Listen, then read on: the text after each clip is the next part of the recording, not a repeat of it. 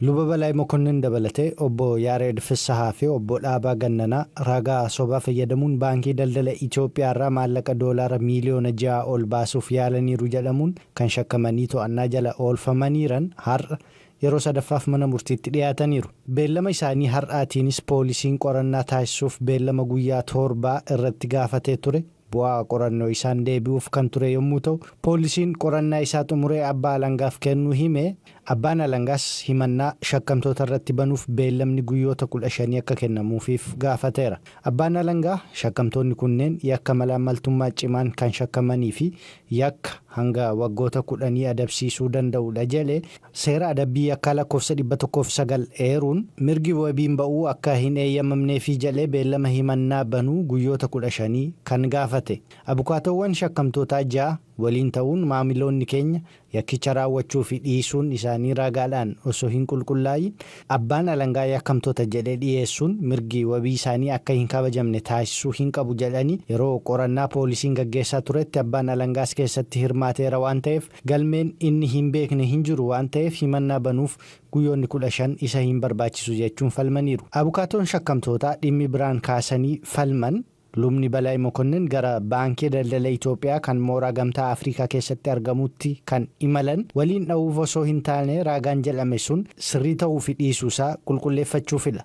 Kun immoo inumaayyuu isaan galateeffachiisa malee isaan hin himachiisu jechuun lubni Balaa Mokonnin abbaa amantaa kan ta'an hojiilee misoomaa nama gargaaranii fi teessoo dhaabbataa nama qaban waan ta'aniif yeroo barbaadaman kamittuu nama argamuu danda'anidha. Kana malees shakkama lammaffaa fi sadaffaa waliin deemuu isaanii irraa kan hafe hirmaannaa homaa kan hin qabne waan ta'eef mirgi wabii akka kabajamuuf jedhanii falmaniiru. Falmii bitaaf mirgaa kan ilaale dhaddachi mana murtii federaalaa Ramaddiin Araadaa beellama abbaan alangaa guyyoota 15f gaafate eeyyamuun xumurameera jechuun Kennedy Abaateetu Finfinneerraa gabaase.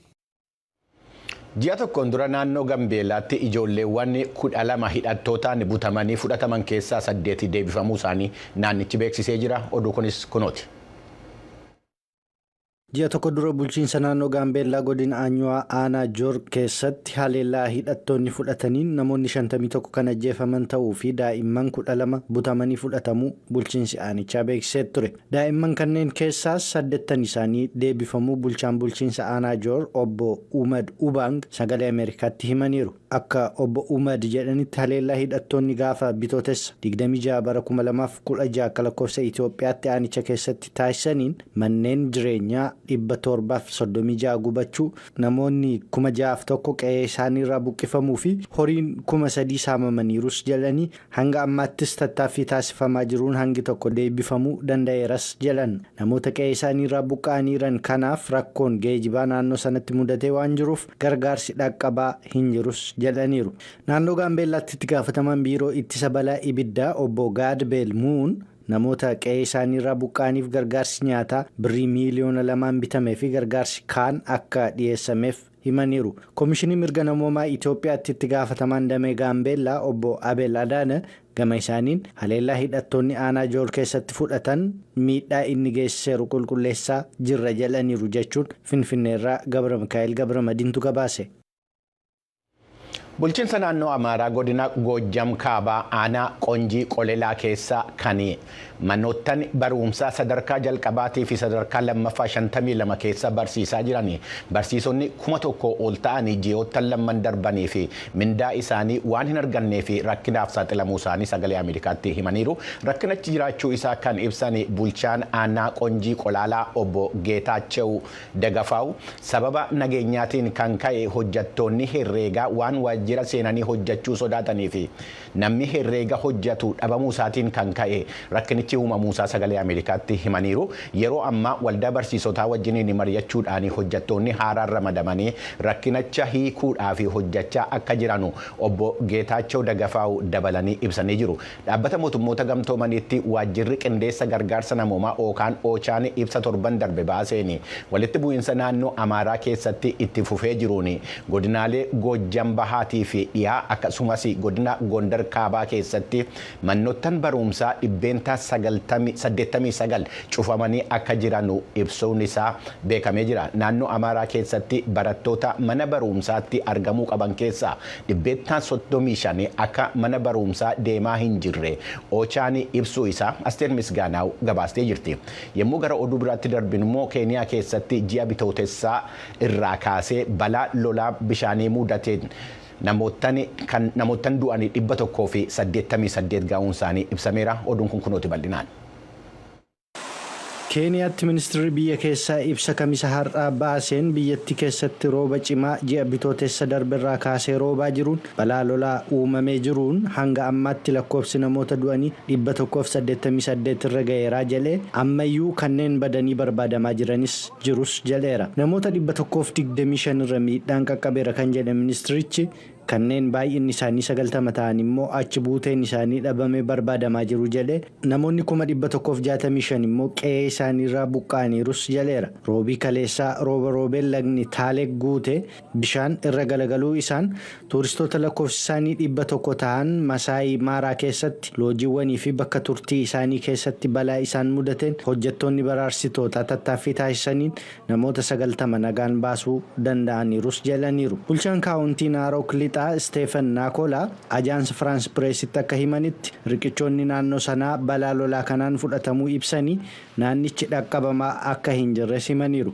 Bakkichi bakka tuuristoonni daawwatan yommuu ta'u namoonni 500 ta'an hojii malee taa'aniirus jedhaniiru. Rooba cimaa biyyoota Afrikaa bahaa roobaa jiruun sigigni lafaa uumamuun namoonni qe'ee isaaniirraa akka buqqaan dirqisiisu riqichoonni diigamuu daandiiwwan manca'uu fi bu'uuraaleen misoomaa hedduun manca'uuf sababa ta'eera. Wiixata dabarsine kana Maayii Maawuu keessatti kan Naayiroobii gara kaabaarraa kiiloomeetira 60 fagaattee argamtu keessatti balaa lolaa mudateen hidhaan bishaanii guutee bishaan irra garagaruu hordofee namoonni hedduun du'aniiru. Ministeerri biyya keessaa Keeniyaa immoo reeffi namoota 52 baafamuu hime namoonni 51 immoo dhabamuun ammayyuu barbaadamaa jiru jedheera. Pirezidaantiin Keeniyaa Wiiliyaam Ruutoo kibxata dabarsine namoota naannoo balaan lolaa dhaqqabe keessa jiran hunda akka baasaniif humna waraanaaf ajaja kennuun garasitti akka erganiiran ibsaniiru. Barattoonni yuunivarsiitii Los Angeles keessa jiraatanuu fi mormii deeggarsa Paalestaayiniif taasisaa jiran hojiin isaanii seeraan ala jechuudhaan bulchiinsi yuunivarsiitichaa akka poolisiin yuunivarsiiticha keessa seenee barattoota kana achii baasu gaafatee jira. Oduun kunis kunuuti bal'inaan. Aangawoonni yuunivarsiitii Kaalifoorniyaa yuunivarsiiticha keessatti barattoonni deeggarsa Paalestiiniif mormiin gaggeessaa jiran seer maleessadha jechuu isaanii hordofee kamisa har'aa ganamaan poolisoonni tarkaanfii akka fudhatanii fi namoota walitti qabamanii jiran akka bittinsaniif gaafataniiru. Poolisiin gara mooraa yuunivarsiitichaatti kan seene roobii kaleessaa halkan irraa kaasee yommuu ta'u kanneen Israa'eliin deeggaran warra deeggartoota Paalestiin kanneen mormiif ba'an irratti wantoota garaagaraa darbachuu erga jalqabaniin booda kanneen Israa'eliin deeggaran kunneen warri deeggartoota Paalestiin ta'an yuunivarsiiticha gadhiisanii akka ba'an barbaaduu isaanii hordofe poolisiin tarkaanfii fudhateeras kan jedhame. Chaansilarri yuunivarsiitii Kaalifoorniyaa kan Los Angeles Jiini Bilook jeequmsa roobii galgala uumameef garee jeequmsa kakaastota jechuun komataniiru. Mormiin yuunivarsiitii Kaalifoorniyaa kan Los Angeles keessatti taasifame mormii deeggarsa lammiilee Paalestiiniif guutummaa yuunivarsiitii biyya Yuunaayitid Isteetsi keessatti taasifamaa jiru keessaa tokko yommuu ta'u mormii kana hordofees kanneen dhibbootaan lakkaa'aman to'annaa jala oolfamaniiru. Yuunivarsiitii Koolombiyaa isa magaalaa Niwuyoorkitti argamu keessatti barattoonni mormii taasisaa jiran gamoo tokko dhuunfachuu isaanii hordofe barnoonni seemisteera kanaa inni dhuma jala gaheeru barattoonni gara mana isaaniitti deebi'uun fageenyarraa akka xumuramu jechuun ajaja dabarse mooricha namni hunduu gadhiisee akka ba'u dirqisiiseera.